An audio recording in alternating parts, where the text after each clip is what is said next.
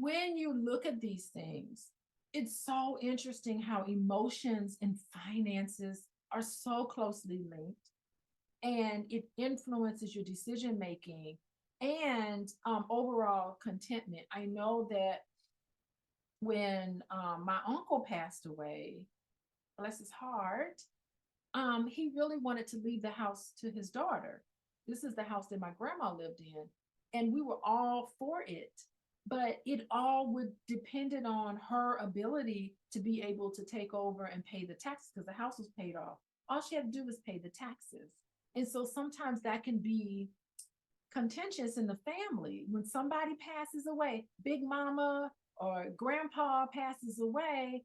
Sometimes that love and money, the people in your family and the people who you love, it can be very, very contentious. And I've seen people in families not speak to each other because of money. And I think that that's unfortunate.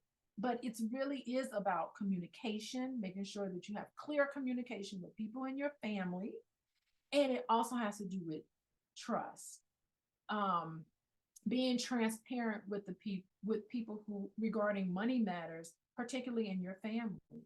And um and I think that the loss of a loved one is, there's so many, you're grieving at the same time that you are also dealing with the financials with somebody, and it can make things, miscommunications happen all the time.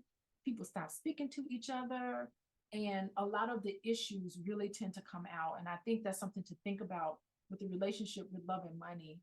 I also think it all depends on your values. Some people avoid conflict altogether. They point out, um, I think there's an interplay between love and money, and people want to prevent financial disputes that can strain relationships. And so sometimes they just don't want to talk about it at all, but they know how they feel deep down inside. Emotional stress, economic stress can impact emotional intimacy and how even married couples can work together and mitigate that stress. I work with a lot of couples, and if they are stressed out about money, sometimes, a lot of times, it can be a topic of arguing between the two of them. And I try to say, listen, this money issue, the two of you need to be on the same page and tackle this money issue together as a team.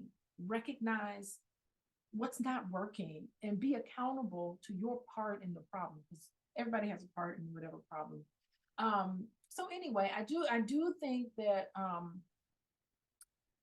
I think that there's an emphasis on knowledge and understanding of your personal and shared finances when it comes to love and money, particularly in relationships. When you're getting into a relationship with somebody and you're thinking about it, you do need to have appropriate conversations about your own personal finances and what you feel comfortable sharing with a potential partner, because I think it can empower couples as well as individuals when you have that knowledge about about your situation, and not be ashamed of it. I think take the shame out of it, and a lot of times just being honest, like, dang, this is what I've been through.